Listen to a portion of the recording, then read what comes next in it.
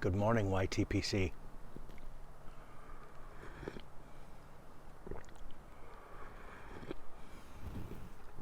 Bobby here, Grateful Pipe and Cigar. I'm up a little early today. This is day 4 of COVID. Got a little bit more congestion than I did before, but other than that, I still feel pretty good.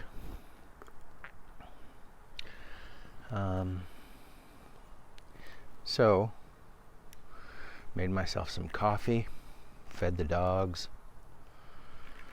and I'm excited this morning because yesterday, while I was taking some soup and chocolate-covered strawberries to my mother-in-law, because she's not feeling well either, I passed by my brick and mortar cigar lounge, and they happened to stock a modest selection of pipe tobaccos. So I just stopped in there. So here in California, if you go to a brick and mortar tobacco store for cigars and pipe tobacco, you're going to pay a little more than you do online, and probably a little more than you would in other states. And that's unfortunate. But what I have found at my brick and mortar, they may not sell too much of this pipe tobacco because they have the 1.5 ounce tins, a pretty decent selection of those. There's probably about, I'd say, maybe 15 different kinds. I mean, it's a modest selection. They mostly sell cigars, and it looks like a pretty decent lounge to sit in, but I haven't done that yet. And then they sell the cans as well, the 2 ounce cans. Now, unfortunately, they sell these 2 ounce cans at $20 a pop. But what I have found is that almost all of their cans are dated 2016. And I picked up a couple of cans yesterday of some stuff that I just didn't even know about. I'm trying it out for the first time, but I don't know if you can see this. The can is puffed out, so it's clearly showing some age on there. This lid, I don't know if these lids age, but this lid isn't even perfectly white anymore. And I can see this side is puffed out a little bit too. So this is called Oak Alley by Cornell and Diehl. And it looked interesting to me. Like I said, I have no familiarity with it, but I wanted to give it a try. It says here that Oak Alley, arguably the most famous of Louisiana's antebellum mansions, and certainly the most immediately recognizable, Oak Alley is a splendid namesake for this cellar-worthy new American standard. After establishing an impeccable partnership between sweet red Virginias and white brown Burleys, discrete amounts of Perique and Catarini Turkish are added to enhance both the flavor as well as promote the coolest smoke imaginable. Estimated peak, 10 to 15 years. Well, this one isn't going to see 10 to 15 years because I'm opening it today. And so from 16 to 22 is 6 years. So that may not be bad. So I'm going to pop this right here in front of the microphone and see what we get.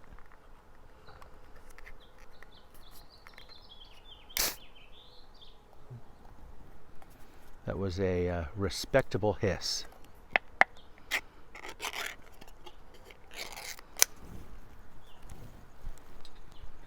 Oh, wow, that's sour.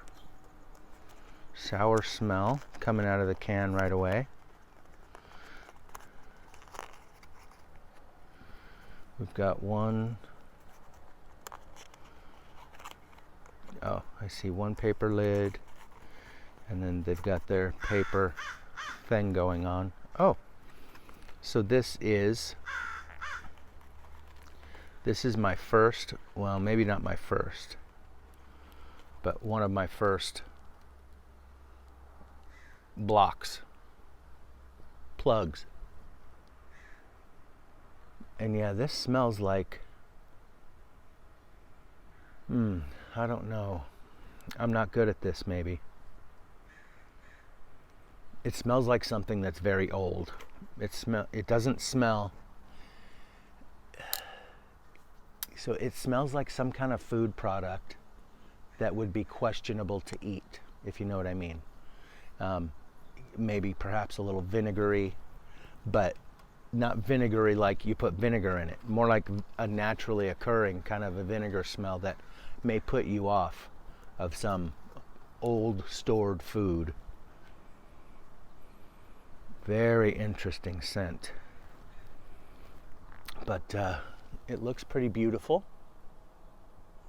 1 2-ounce cube of this stuff, and I am going to use my new summer apple pipe from Mira Pipes. Thank you again, Nicola, for making this for me. I've got my dark blue stem on it this time. Pearl essence stem. It's really beautiful in person. I don't think it shows up very well on camera, but I'm gonna go for it. Trying out the Oak Alley. So it looks like I can just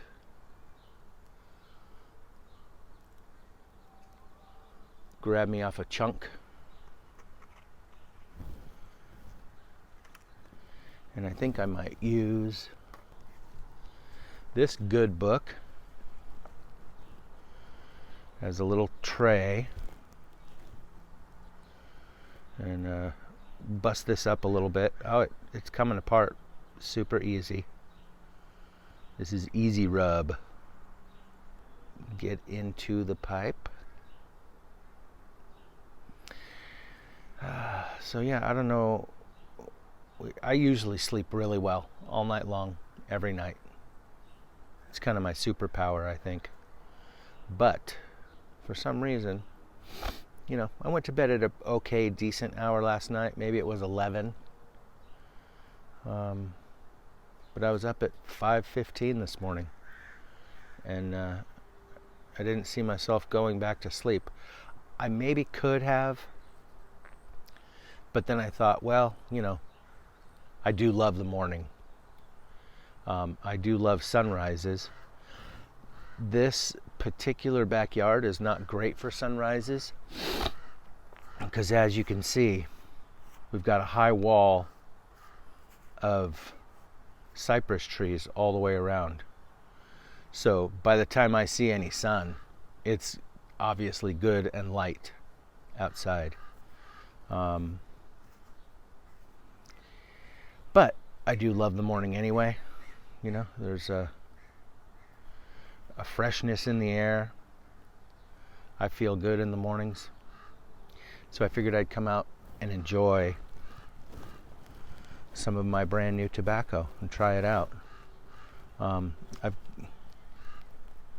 actually had to free up a jar because I intend to put this bit of tobacco right into a jar. That's what I do when I open it up. I tend not to leave it in the tin very long because I want to put it into a rotation. I don't really find that I'm interested in smoking up a whole bunch of one type of tobacco over many days.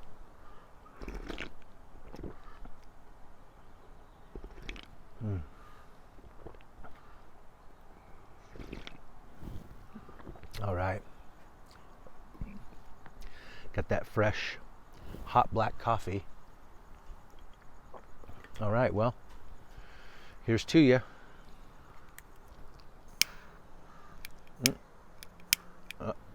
No, come on.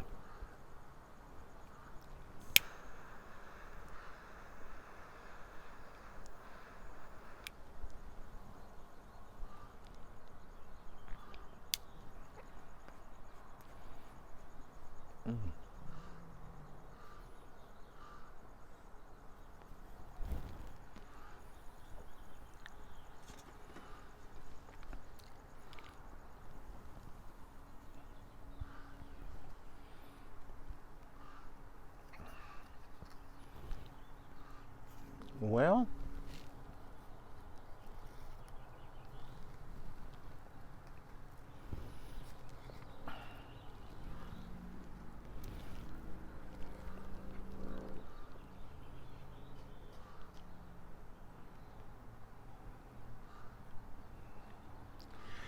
so I should say that in my tobacco journey, I am still familiarizing myself with the different tobacco flavors. Hi, Lily. Hi, Lily. And I can't really tell you. Hi, baby. You pretty girl. I can't really tell you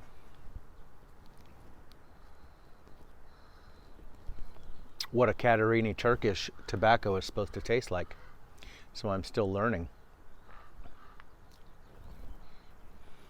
I think it'd be mighty helpful if I got myself some blending tobaccos and just ordered some straight Catarini Turkish, some straight Perique, Louisiana Perique.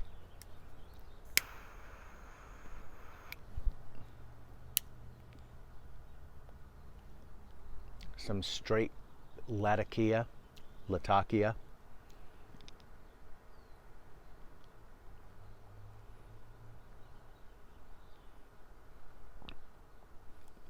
Just so I could get more familiarized with how these things taste just on their own, so that I know how they interact with blends.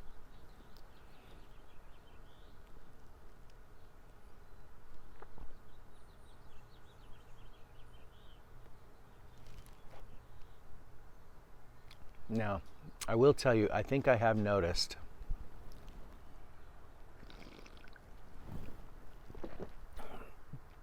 when I crack open a brand new tin, especially this kind of tin that hasn't really seen any oxygen exchange for sure in a long time.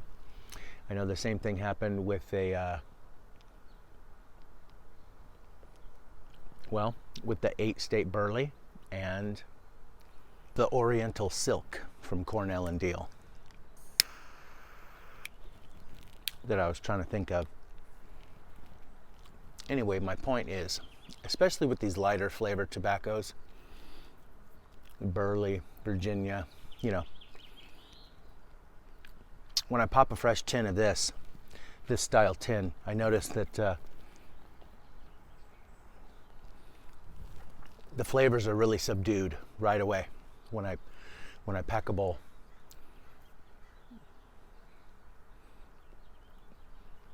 But with all the previous ones, I've noticed that after a few days, I start getting a little more flavor out of them. So I bet that's what's happening here as well.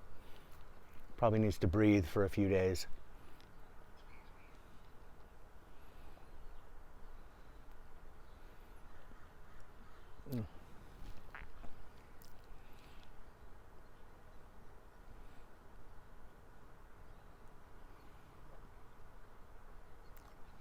I will tell you, so there's supposed to be red Virginia, brown and white Burley,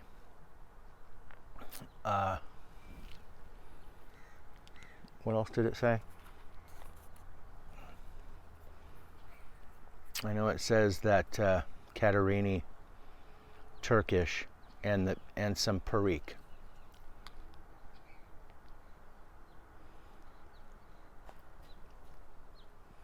I will tell you, knowing what Burley and red Virginias taste like,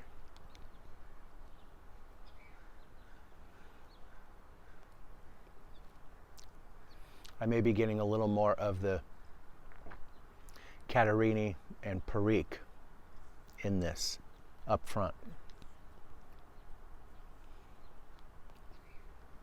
because it's a little different than, you know,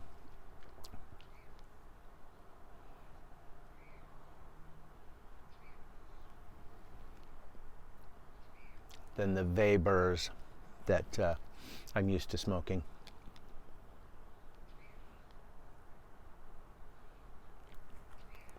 Oak Alley by Cornell and Diehl. That's what it looks like on the back. Oak Alley.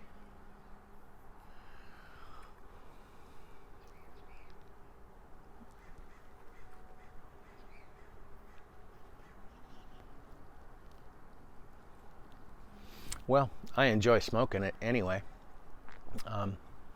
You know, I do hope. So, I did want to, you know, chat a little bit more about the price. So, a 2-ounce can like this that I can usually get online, some online retailer, usually around 11 to 14 bucks, depending on what it is. And that's usually going to be a fresh tin. Plus there's going to be shipping. Plus there's going to be taxes. So I'd say I probably end up spending about 15 bucks, depending on how many tins I'm getting in an order. If I just ordered one tin, it would be, you know, 5 or 6 bucks for shipping anyway. So that would bring the whole order up to, you know, 16, 17 bucks anyway. So when I drive by my brick and mortar and I pay 20 bucks, it's actually like 21 because they also include, you know, some California tax, tobacco tax. But I know I'm getting a tin from 2016 at my local place. And like I said, most of their cans like this are puffed up and they have 2016 labels on them.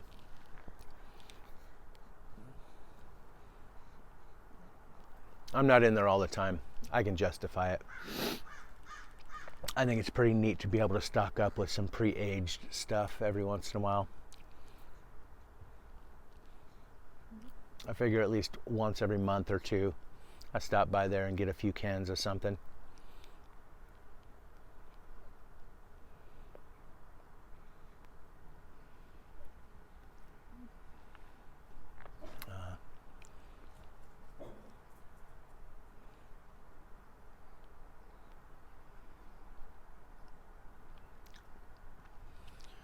I will tell you, I feel like it's starting to open up a little bit, even just in the bowl now.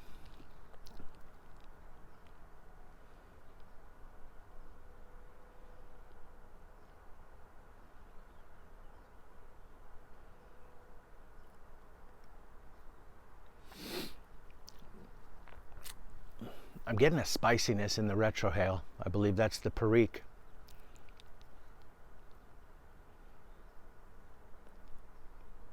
It's not just a smooth retrohale. There's definitely some like a chili powder feeling in my nose.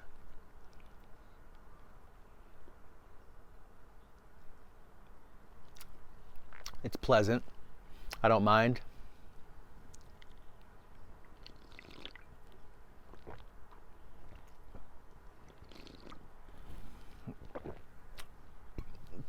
What do you think about cinematic mode on my camera, by the way?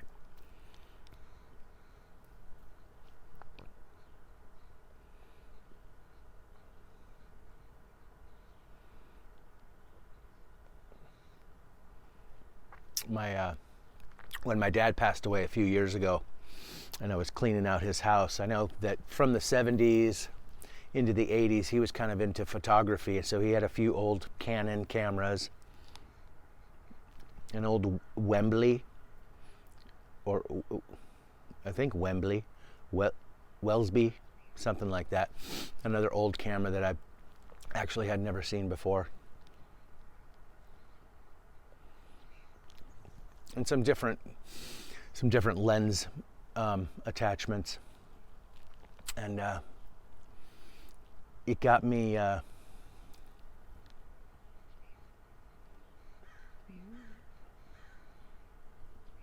very interested right away in the idea of doing some photography and more so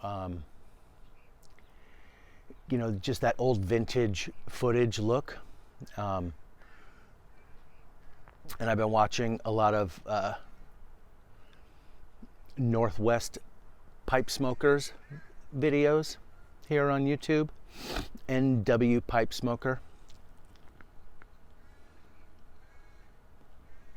And if you've seen any of his videos, you may notice that he's got a different look to his picture. First of all, the frame is smaller. You can tell he's not just doing with a phone. And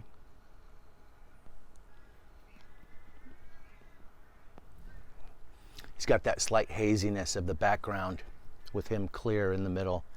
But the whole thing overall has kind of a classic photograph look. And I really dig it a lot. Something about it is really neat.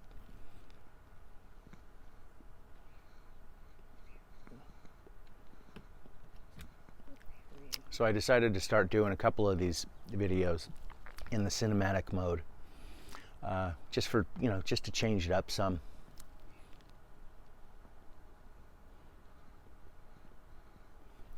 I think it's real neat with these brand new camera phones, how, first of all, with the digitalness, you can see me in focus when it's in regular mode, and you can see everything all the way back as far as the camera's picking up stuff, all in focus, and it just focuses everything for you. And you can see all the detail way back, you can see all the detail up front.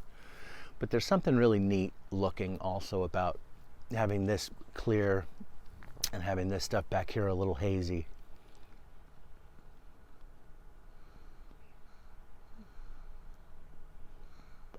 I'd have to say that's, it's definitely more how the human eye sees, even if you don't notice it, because you can only look at one thing at a time. So as you're looking at something, everything else is, if you peer off into your peripheral vision, you can tell that you can't see any detail over there. So at least it appears fuzzy, even if it's not, because you can't look over there and see whether or not it's really fuzzy. It just appears fuzzy anyway.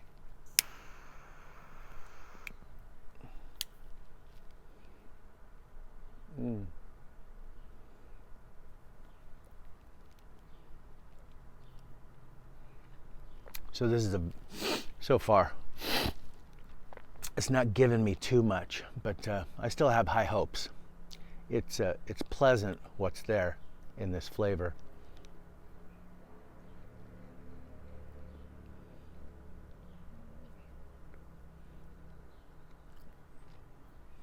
And I may be experiencing my first Oriental forward blend.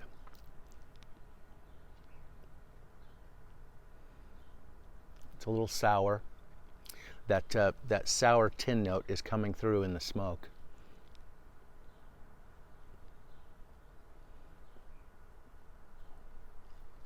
A little nuttiness from the burley.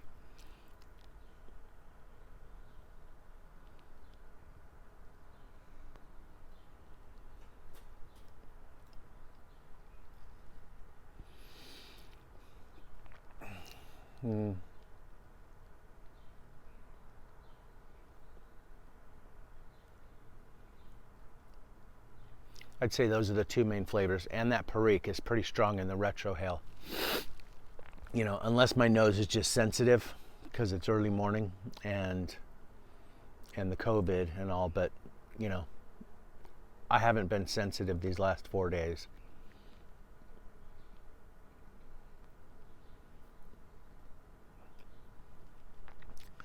It's different, and I like it. It's different than the rest of the tobaccos that I have and have tried.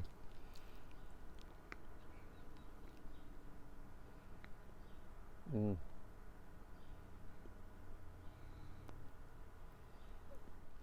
I will be reading a little bit of my good book here this morning.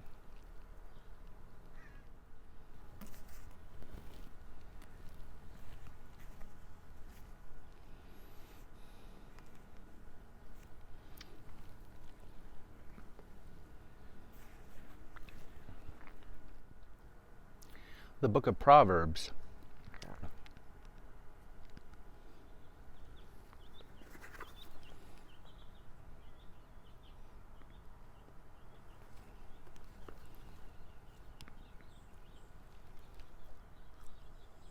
There's proverbs from all over the world. There's ancient Chinese proverbs. I'm sure there's, those are world-renowned proverbs, come out of China and Asia, Confucius and the Diehl and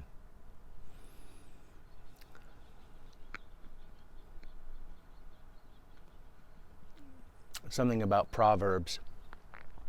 There are proverbs that come out of all the ancient cultures of the world.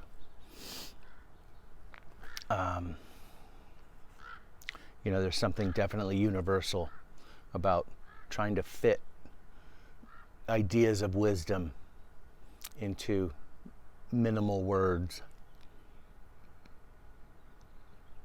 little word pictures.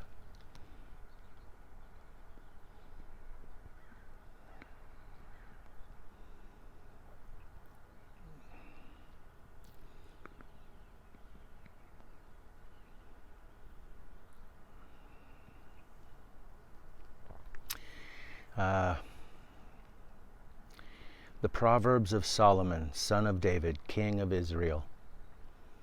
For attaining wisdom and discipline, for understanding words of insight, for acquiring a disciplined and prudent life, doing what is right and just and fair,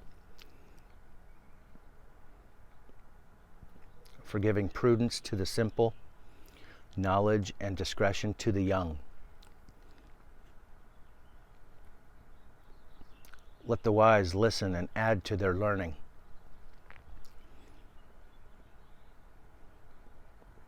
And let the discerning get guidance, for understanding proverbs and parables, the sayings and riddles of the wise. The fear of the Lord is the beginning of knowledge, but fools despise wisdom and discipline.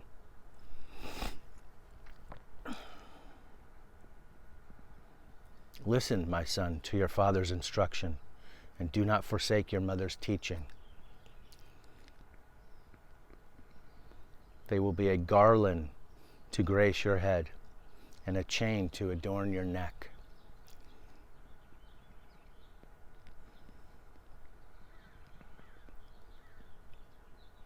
My son, if sinners entice you, do not give in to them. If they say, "Come along with us, let's lie in wait for someone's blood. Let's waylay some harmless soul. Let's swallow them alive like the grave, and whole like those who go down to the pit."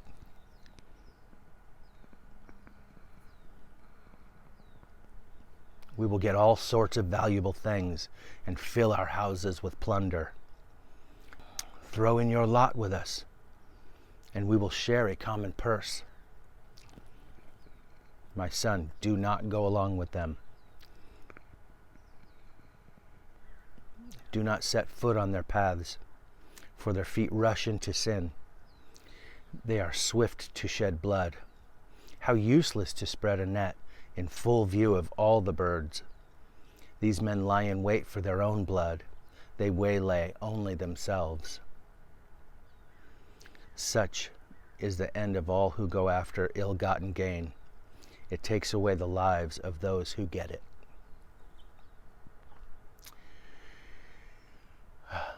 So, it's pretty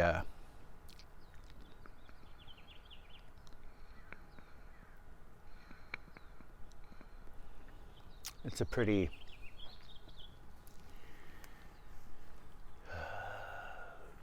what am I trying to say?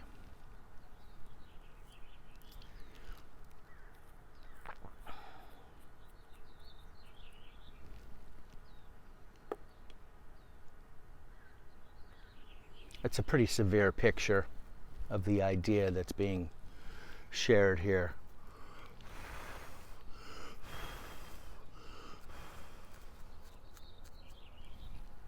Of lying in wait,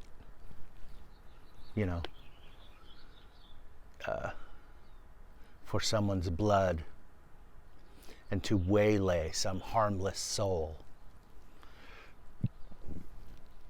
Makes it sound pretty bad. But whenever we take advantage of someone else, whether it's in a small way or a big way, that's how dirty the picture really is.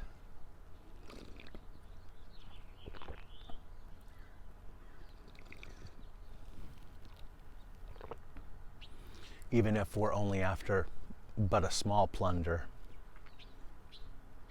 I think the picture of what's happening is as dirty and awful as these words.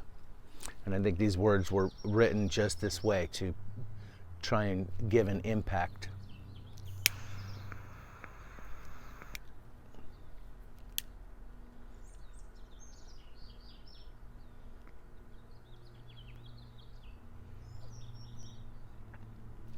But I'll admit,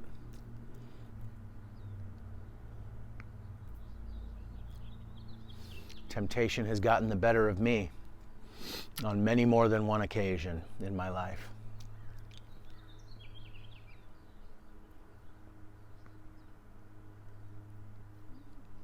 In the words of Tom Waits, temptation, I just can't resist.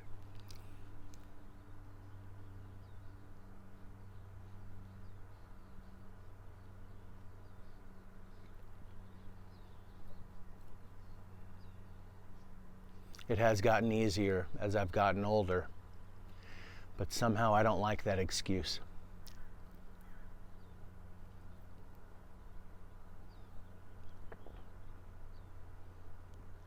Because everything seems to get easier as I get older.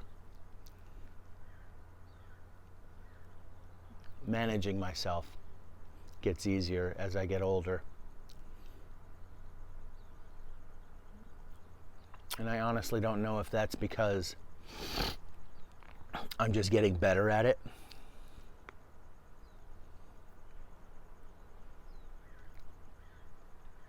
or my ambitions are just mellowing.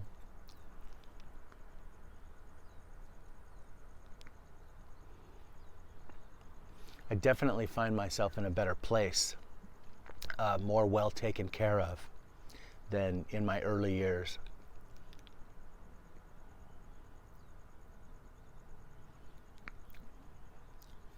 I've spent the majority of my life in a lot of mismanagement of my affairs.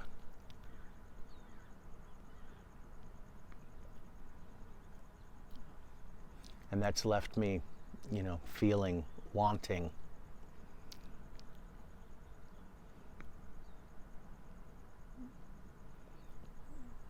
And I've taken advantage of some ill-gotten opportunity on more than one occasion to try and come up, try and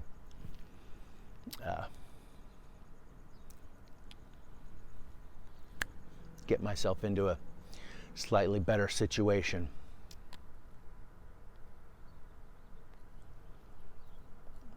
But, I'd have to attribute the grace and provision of God in giving me the desire to keep a wife. I say keep a wife. Please don't be offended. Keep a wife in my life is what I mean. I sought a wife. I found a good woman who definitely helps me manage my affairs And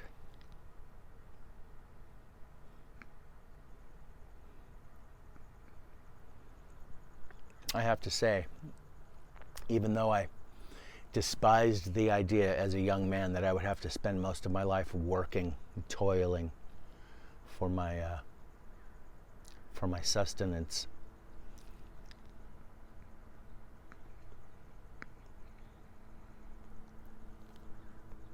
I was kind of forced to rail against that feeling and just get used to the idea. And I have spent, close to 30 years working steadily in the construction industry. And I find myself in a pretty good place at this time. I've been working for myself now for a couple of years.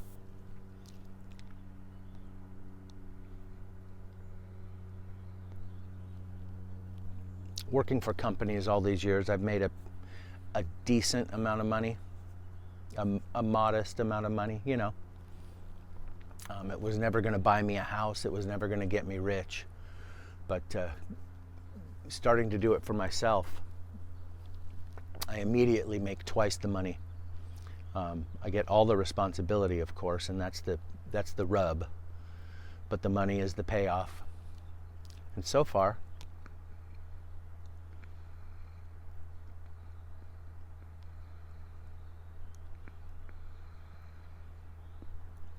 attributing to my good work performance, because I do produce good work, and my fair practices,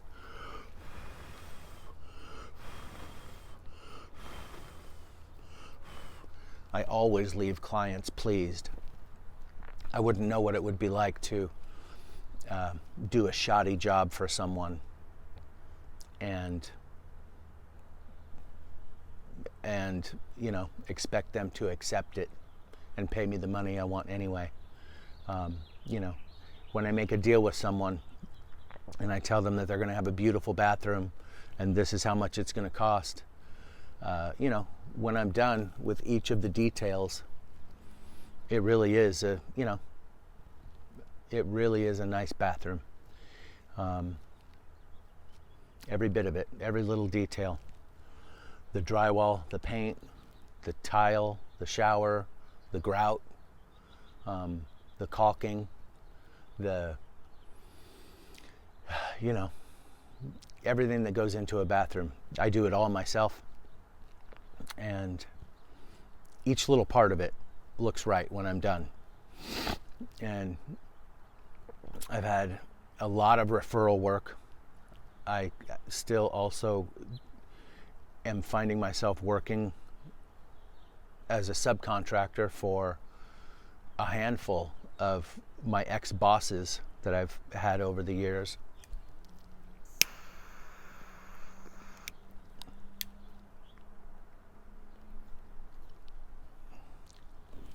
And so I've managed to keep myself busy with a steady workflow.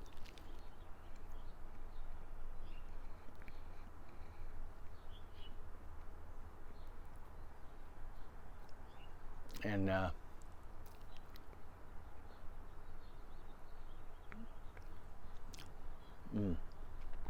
there's a definite peace about the whole thing moving forward.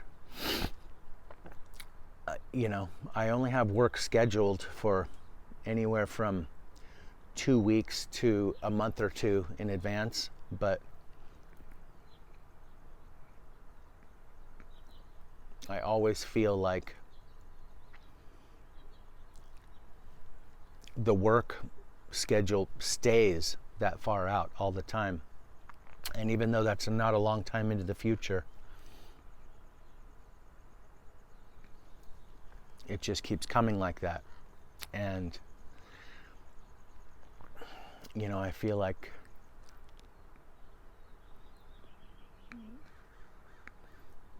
ultimately, I feel like God will provide.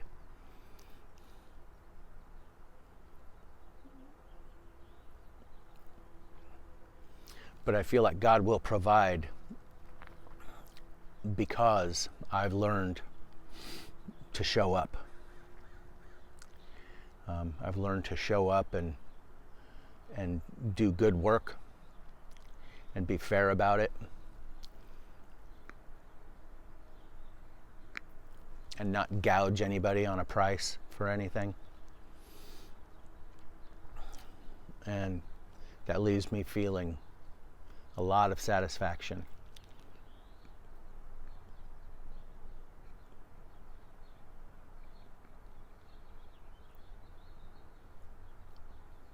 I feel like it's a pretty good payoff, pretty good trade.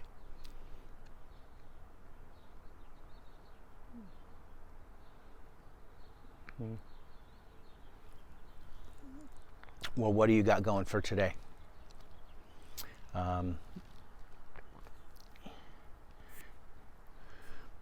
You know, I've noticed that when I watch YouTube videos,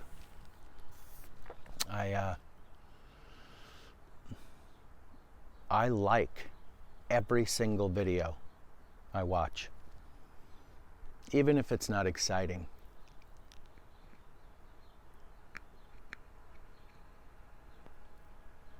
I know it took some effort to make a recording, upload it. If I watch your video, I'll like it. I almost always try and add a comment as well, because I feel like that's what we're trying to do here, is communicate with each other.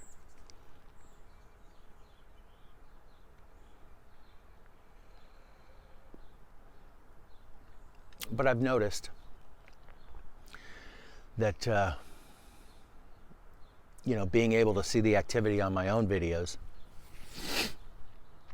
and I'll see the same kind of data on other people's videos, how I might get 30 views and 3 likes. And considering that most of my videos have a YTPC hashtag on them, so I assume that most of those views are people in the YTPC. And I could be wrong about that, but that's what I assume. It leaves me wondering. I suppose there are just a lot of people out there who, any number of things, just watch videos and just don't bother to like the video. They maybe just go from one video to the next. They watch the videos. Most of my comments are from the same handful of guys.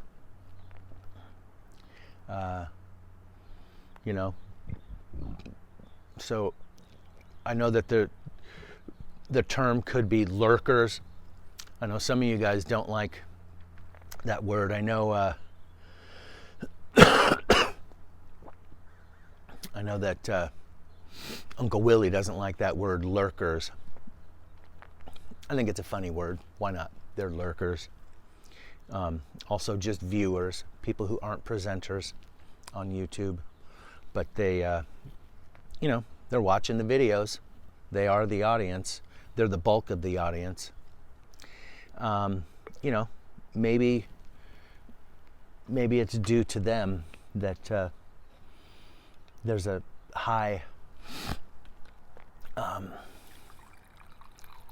view count and a low like count and a low comment count. And it is what it is.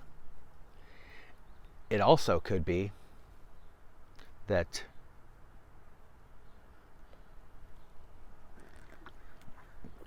my videos aren't that exciting, and I'll give you that. I'm just sitting here talking.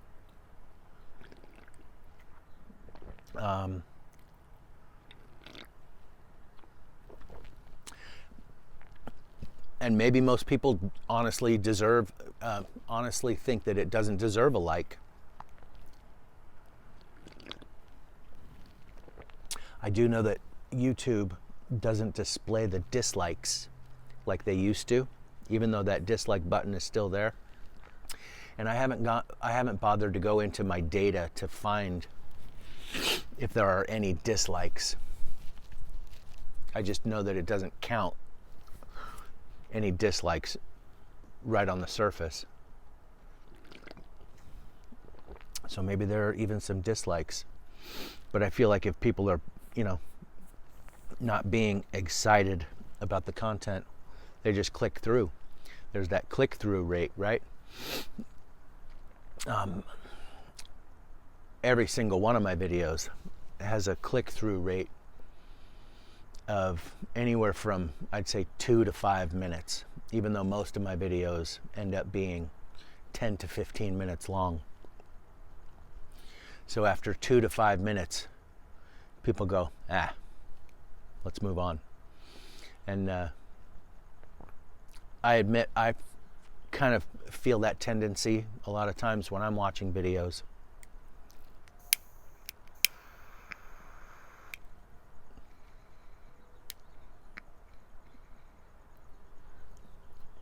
My brain will be going.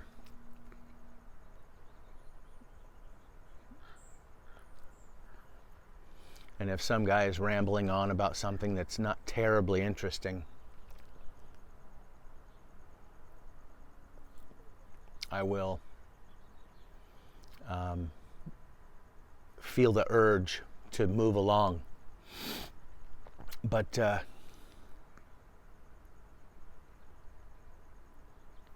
being a presenter now for a little while,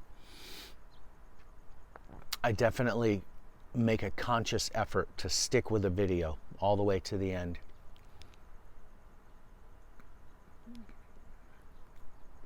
And to remind myself that, this is the flow of real life. It's not always exciting. I don't always want to be chasing that next little bit of excitement. I want to be able to slow down and take it easy. And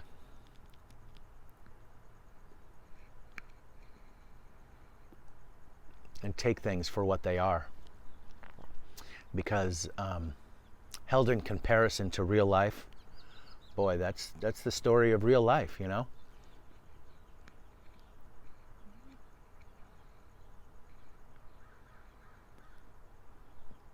A good portion of our time is spent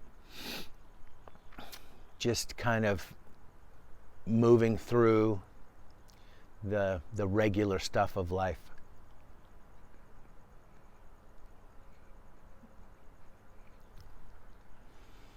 And then we get these peaks, of excitement and happiness and joy.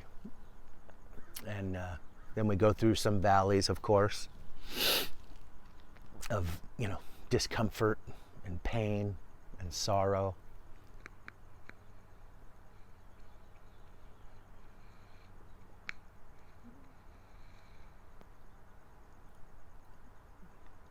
But I feel like the good average life is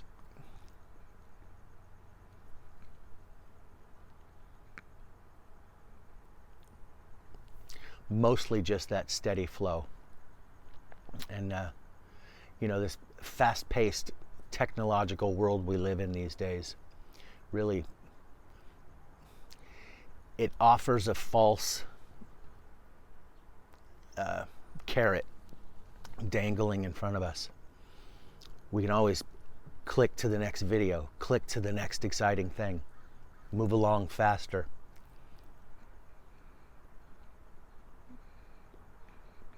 Looking for that hit of dopamine, looking for that next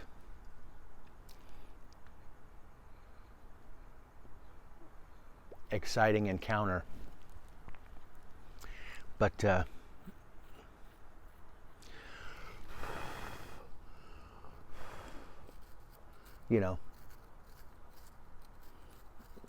I've found that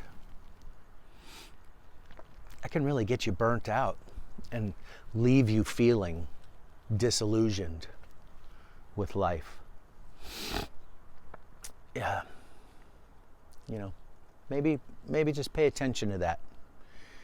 if you find you're having a day when you're clicking through stuff faster and you're looking for the next bright, shiny thing, you may get to the end of that day and feel a little more empty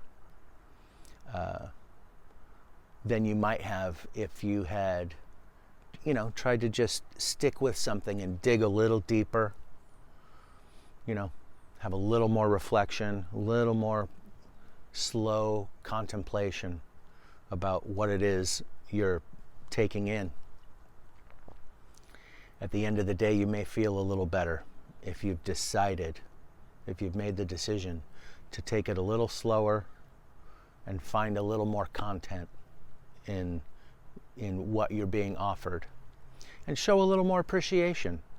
That's why I mention all this. I enjoy sitting here talking. I enjoy the interaction between me and the other presenters that I watch. It's interesting. It's fun.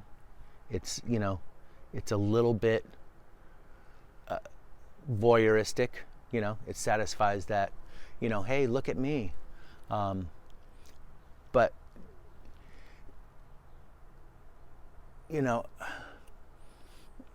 it's always nice to feel appreciated.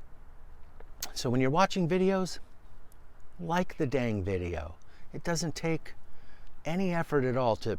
When I go on a video, I literally start a video, press the like button, and I start watching. Because I like the fact that you put up the video. Now, I admit, sometimes I will click away from the video, but I will always try and make it to at least the 3/4 mark. And if it's just been a really slow video or something that just really hasn't grabbed me, then I may not finish the whole thing. But also, I'd say at least half that time, I'll tell myself, look, you've made it to 3/4 of the way through the video. Finish the video. And even if I can completely expect the last quarter of the video to be as slow and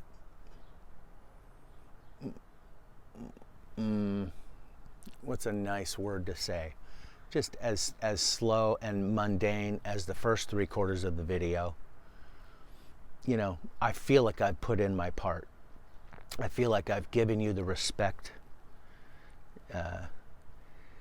of at least you making the dang video and putting it up. Take a minute, watch a whole video, like a video, add a comment.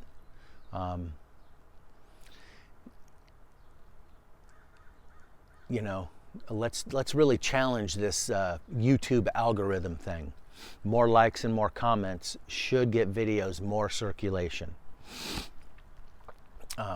I know that's what all the non-tobacco presenters talk about, and I believe they're probably right. I watch all kinds of videos. Some of the ones lately I'm really into are video making, because of my new presenter habits. I watch some video making and cinematography videos and stuff like that, and I've noticed that they all have little techniques to try and get you to add a comment. They'll ask somewhere in the beginning, towards the beginning of the video, they'll ask they'll bring up one specific point and say, hey, why don't you comment and tell me whether or not you like this, or whether or not you do this, or whatever. They'll pose a specific question to try and bait people into giving comments. And I think it's because they know that videos with more comments and more likes are perpetuated more in the YouTube algorithm. So let's do that for each other. Why wouldn't we? Click on a video to watch it, press that like button. It's not going to hurt you, right?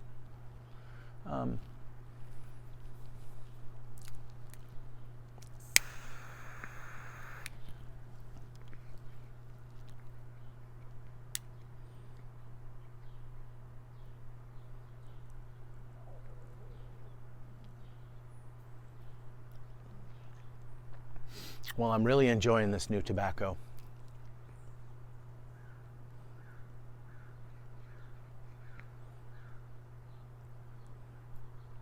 I will say that now that I'm down about 3/4 in the bowl,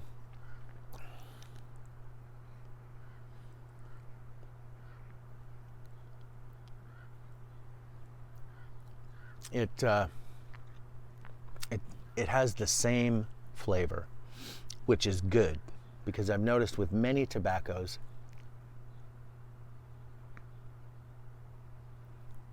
as you get down in the bowl, the flavor kind of changes a bit, and it kind of, the freshness of the first half of the bowl goes away. And very often it can start to taste a little bit ashy along with the flavor, you know, just because you're getting, you know, the more and more burnt flavor as you get down. I think that's just pure physics.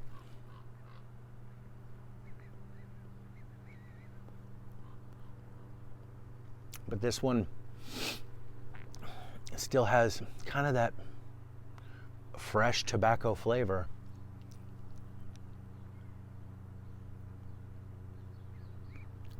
Every time I relight it. That's also why you've seen me, I like to kind of dig out my ash as I go down the bowl. I don't always do that. Sometimes I just smash it right down and keep smoking. But I do like to kind of blow off some of that top ash before I relight.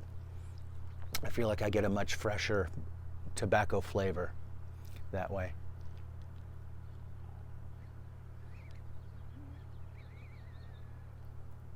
What's your experience with that? Comment down below.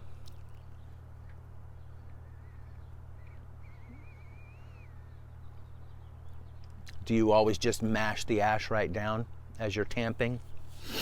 Or do you dig off the ash?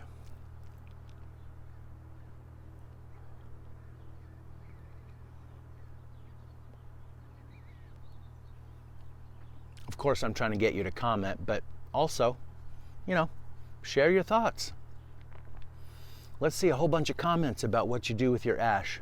Then everybody else can read them too. And we can all see what we're doing together.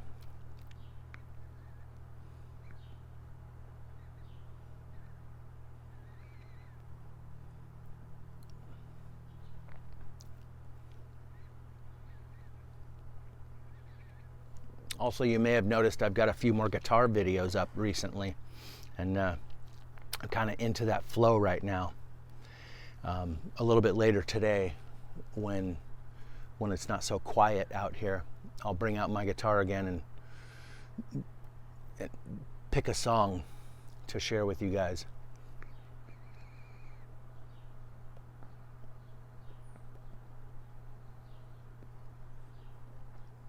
So I'd ask you,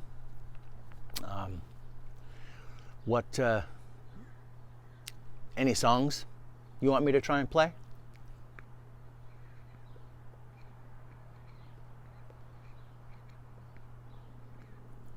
Go ahead and leave a song in the comments, and I will work it up and give you a rendition of it. I'd be happy to do that. It would be my joy and pleasure.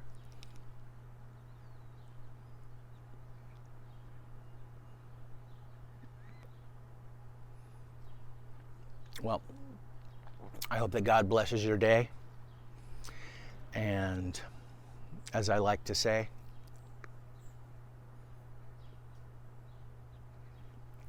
if you want God's blessing, seek who God is.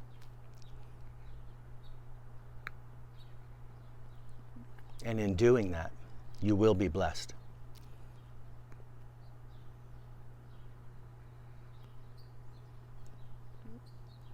I'll talk to you guys again soon.